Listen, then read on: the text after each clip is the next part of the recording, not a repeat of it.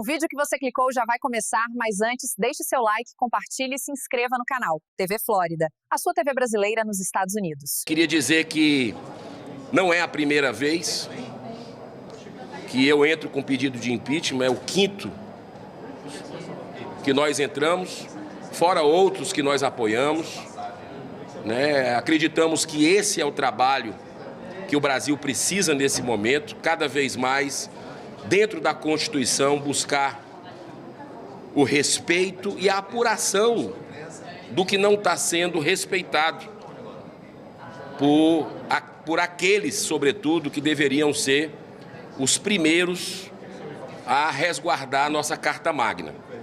Nós estamos vivendo uma inversão de valores muito grande, um caos institucional, gerado a partir de uma insegurança jurídica que ninguém sabe mais quem está no seu quadrado, quem não está. Não existe separação entre poderes no Brasil, não existe absolutamente independência entre os poderes. Tem um poder que está acima dos demais e que pinta e borda com o país. E o brasileiro precisa ter alguém para defender, né?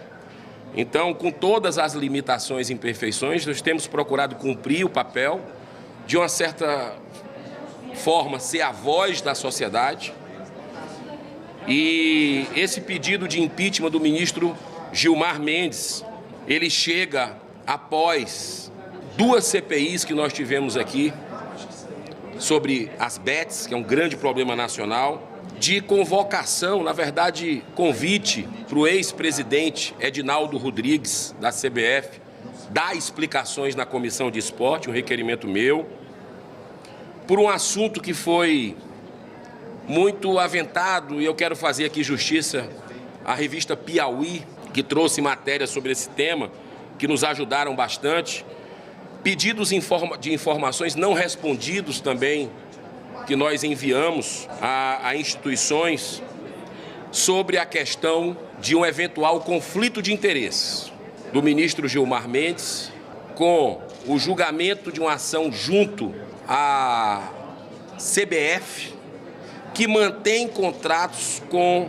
o IDP, que o ministro Gilmar Mendes fundou, seu filho está à frente, e que tem contratos milionários aí, na ordem de 10 bilhões de reais por ano, com a CBF. Então, o que é que aconteceu nesse caso, que é o caso que mais chamou a atenção dos brasileiros, foi ele não ter se declarado suspeito, nem solicitar a redistribuição de uma ADI, número 7580, de 2025, movida pelo Partido Comunista do Brasil, PCdoB, que discutia a recondução ao cargo do ex-presidente da Confederação Brasileira de Futebol, Edinaldo Rodrigues. Mesmo tendo a instituição de ensino do qual é sócio, com outros familiares, o IDP, assinado contrato milionário com a CBF, ainda sob a administração de Edinaldo. Então, vamos fazer uma rápida comparação com o que aconteceu semanas atrás com relação ao IOF, decreto que foi derrubado aqui pelo Congresso, decreto do Lula, do presidente, que foi derrubado pelo Congresso, e que que se diz poder moderador hoje está chamando para uma reconciliação, e eu espero que o presidente dessa casa não se rebaixe a esse ponto de ir no dia 15 ao ministro Alexandre de Moraes, porque ali seria legitimar o poder moderador, e o Senado precisa se dar o respeito nesse momento. O que aconteceu com o IOF foi que o ministro Gilmar Mendes pediu a redistribuição ao presidente Barroso, porque o ministro Alexandre de Moraes já tinha processos com relação ao caso do IOF. Corretíssimo. Tinha já um histórico, um precedente. Mas ele não procedeu assim, não pediu a redistribuição, quando o Barroso colocou essa ADI da CBF para o ministro Gilmar Mendes. Então, me parece muito claro dois pesos e duas medidas. ele poderia ter se declarado suspeito e pedido a redistribuição para o ministro André Mendonça. Que o interessante, o ministro André Mendonça, num debate que teve no Supremo Tribunal Federal, chegou a dizer que a CBF não resistiria a uma investigação. Por que o ministro Gilmar Mendes não fez isso? Será que é porque tem contratos com o IDP, que a CBF tem contratos?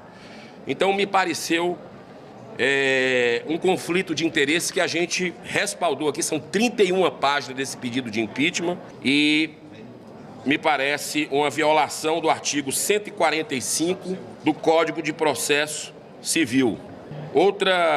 Outro item importante é a participação de ato político partidário.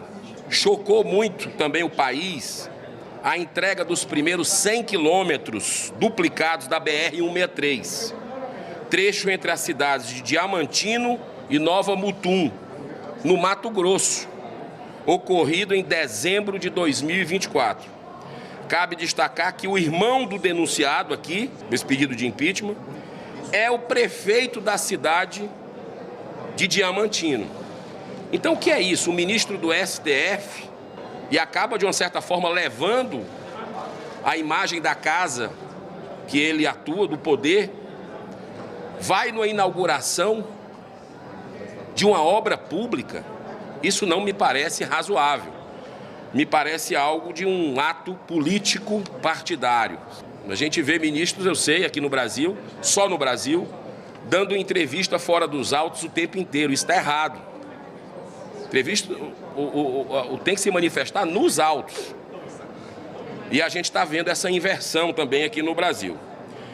Outro caso também, que para fechar o último item, são interferências em matéria exclusiva do parlamento, mais uma invasão, né, um ativismo judicial, por atuar de maneira ostensiva a favor da volta da homologação trabalhista em sindicato, utilizando-se do cargo que ocupa para dar crédito ao PL 2690 de 2025. Que a gente tem visto muito aqui, legislações que nós passamos, às vezes, décadas debatendo com a sociedade, consumindo o dinheiro de quem paga imposto, né, com salário, com a estrutura de assessoria, e numa canetada um ministro do STF vai e desfaz. A gente tem visto isso à torta e à direita.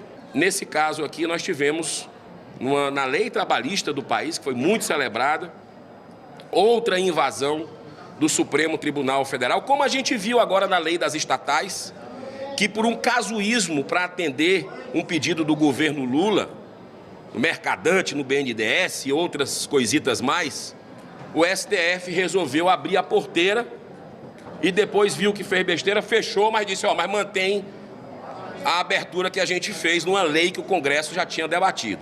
Isso a gente está vendo no Marco Civil da internet, viu agora com a institucionalização da censura no Brasil, referendando aquelas decisões vergonhosas dos tribunais secretos que foram revelados pelos Twitter Files, os arquivos do ex-Twitter, que estava lá pedindo para as plataformas censurarem os nossos tribunais superiores, pedindo para as plataformas fazerem. E agora eles estão institucionalizando isso.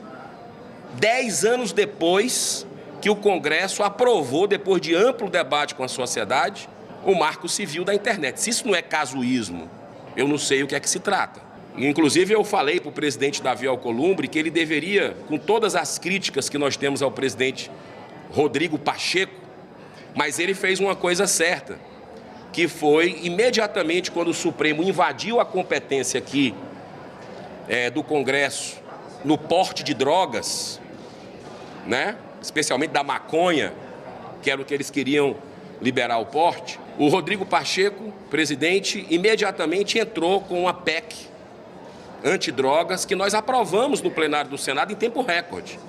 Ou seja, o Senado reagiu da maneira adequada, dentro da Constituição, numa interferência direta do STF.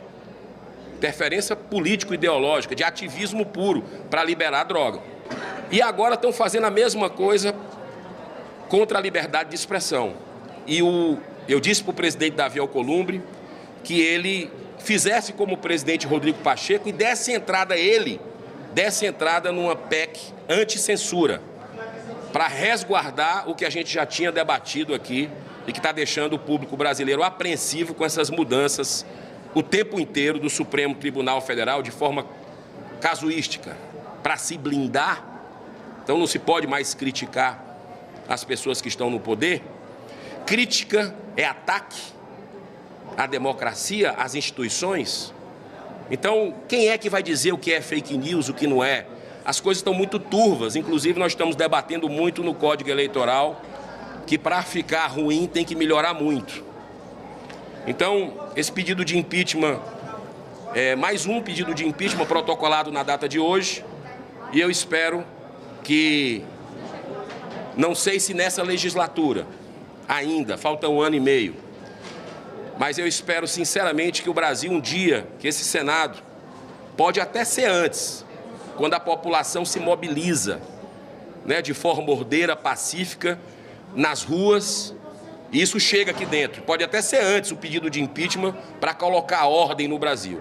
Mas caso não ocorra em 1 ano e meio, eu acredito que a próxima legislatura tem um dever moral de fazer o que esse Senado se omitiu de forma covarde, que é pelo menos abrir um pedido de impeachment para que nós tenhamos aí, de forma pedagógica, um reequilíbrio entre os poderes da República. Então, agradeço a presença de todos. Muito obrigado. Se você chegou até aqui, é um bom sinal. Para assistir os vídeos completos, acesse nosso site ou baixe nosso aplicativo totalmente grátis.